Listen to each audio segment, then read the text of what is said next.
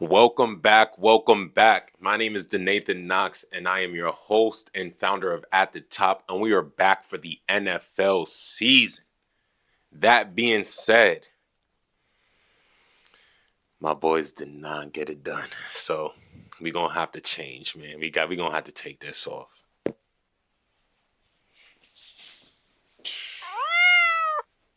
So, as most of y'all know and probably already saw, the Baltimore Ravens took a tough L to the Buffalo Bills. Now, anyone who knows me knows that I am a die-hard Ravens fan. And honestly, I get more texts when the Ravens lose than on my birthday. So that's just saying enough. Y'all be going crazy in my phone.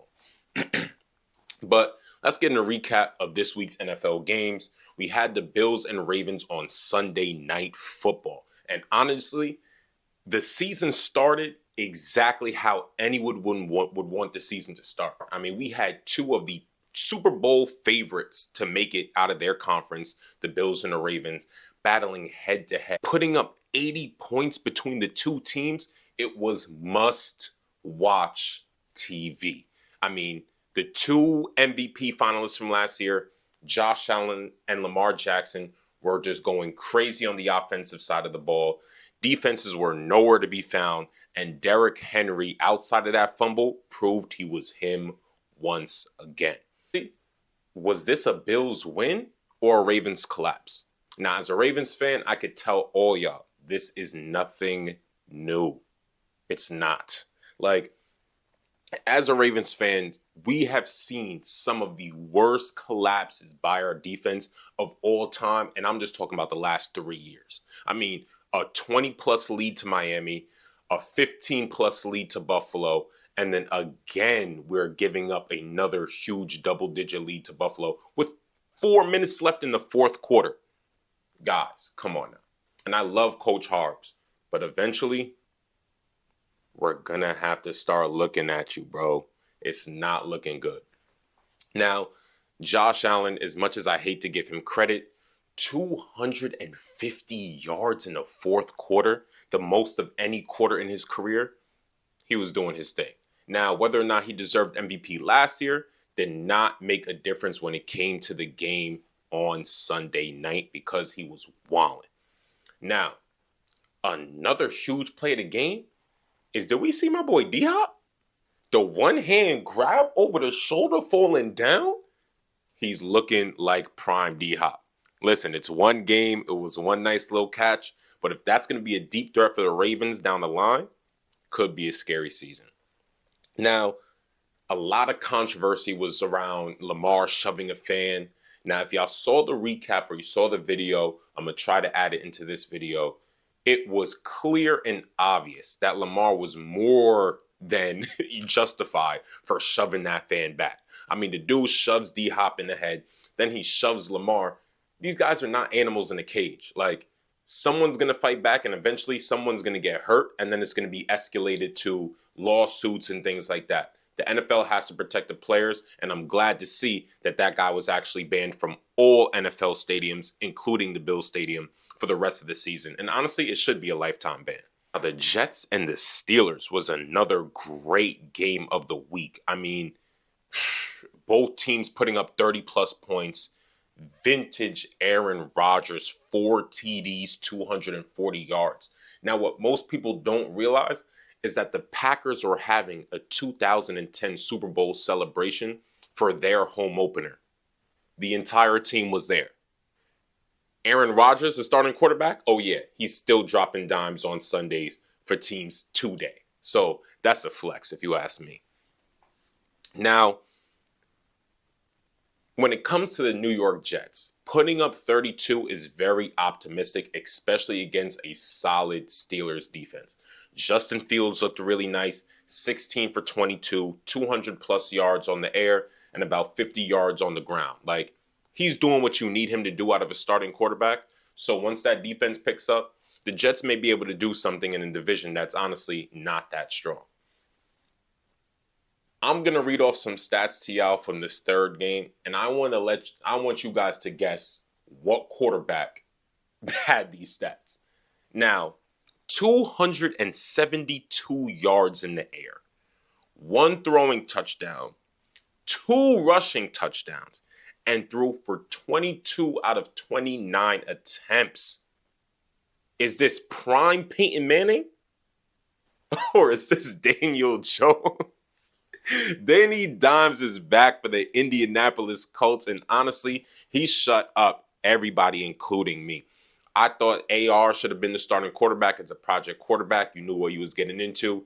Danny Dimes says, sorry, I'm going to come out here and ball. I mean, are the Dolphins the worst team in the NFL? Probably.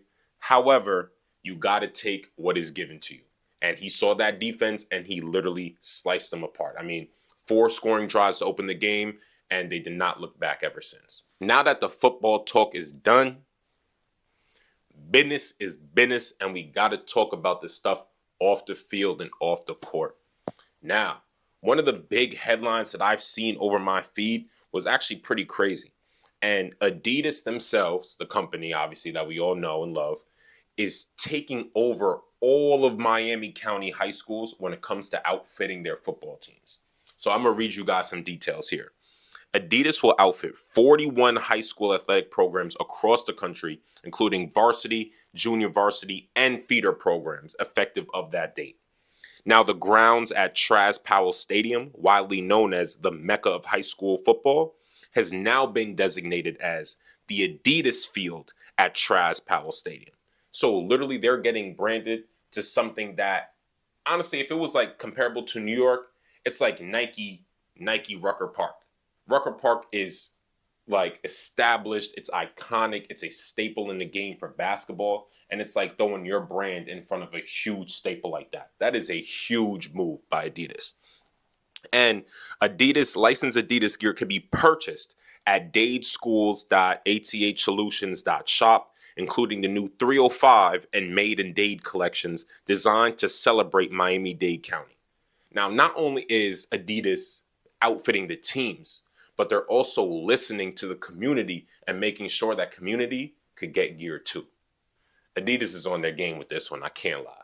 When this news kind of breaks, it's always kind of interesting to me, like to see what the reactions are going to be. But when a trade doesn't go through, but the trade details are made public afterwards, it kind of makes everybody look crazy. And right now I'm talking about the Eagles trade offer for Micah Parsons. Now, although being division rivals, if a guy like Micah Parsons is on the market, you're going to have to do what you have to do to grab him. And now, honestly, the Eagles threw everything in the kitchen sink at the Cowboys to try to get Micah. Mind you, they were smart. No direct players were included in the package. Now, may there have been some players included in that package and it just didn't make it public? Possibly. But from the deal I'm about to read you, there was no current active players at all, which I think honestly saves their locker room. But the Cowboys would have gotten 2 first-rounders, 1 third-rounder, 1 fifth-round pick, amongst other things, which I'm pretty sure would be cash incentives. And the Eagles will get Micah Parsons.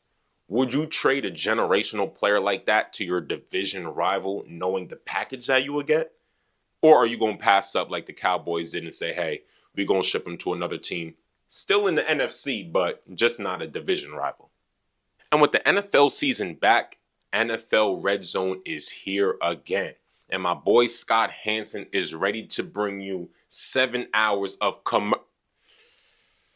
I almost said commercial free, but unfortunately for us, NFL Red Zone is no longer commercial free. Now, don't freak out. The commercials aren't going to be crazy. It's not going to be wild breaks and everything like that. The stats came back from last weekend, and over this past Sunday, it came out to only 1 full minute of commercials were played in the entire slate of games. Now, I think it broke it down to about 4 different 15-second breaks. But at the end of the day, that's not crazy when you think about it. Now, are they going to probably try to implement more as time goes on? Yes. However, for right now, a minute is bearable. And then another thing we really wanted to talk about was logos. I've seen a lot of new signature logos coming out. A lot of athletes across basketball, football, soccer are all getting their new logos. Caitlin Clark dropped her new signature logo. Now, when it comes to these companies designing these players' logos, sometimes I do feel like they should give fans or consumers a way of influencing what they're going to bring. Because what I'm about to show you guys is what I think is what a creator took versus the brand and blew them out the water. I mean, in terms of explanation of the design itself.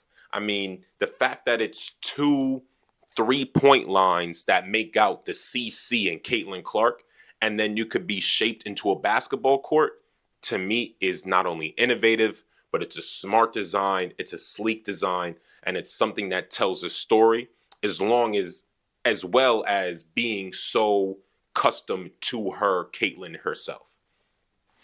What do you guys feel about the logo? Will you guys be able to create a better logo yourselves? And who right now do you feel like has the best signature logo out? And NFL football is not the only football that's being played over the weekends. Saturdays are run by college football, and college game day is back for Saturday mornings, and it is as jumping, as exciting as ever. I mean, Pat McAfee really puts on a great show. And with these field goal kicks before the games, these kids, like, they're honestly making these kids' dreams come true right there live on television. I mean, this kid right here came up laced up in cleats and hit a field goal worth $300,000. Now, I don't know about you, but for me, $300K would do a whole lot. And especially the fact that that kid's a college student, $300K is really, really going to help him, his family, and honestly, if he got it, maybe some of his friends too. That concludes our first episode of At the Top during the football season. We will continue to drop videos on a Tuesday and Friday basis. On Tuesdays, we will recap the NFL games from the weekend, give you guys some pretty cool business or off the field, off the court headlines. And then on Fridays, we're going to try to preview the games of the weekends, what to look for, what's going to be exciting, what's going to be, what you want to tune in for, what you want to see, as well as obviously going over our typical business, finance, and headlines such as that as well. I will see y'all at the top.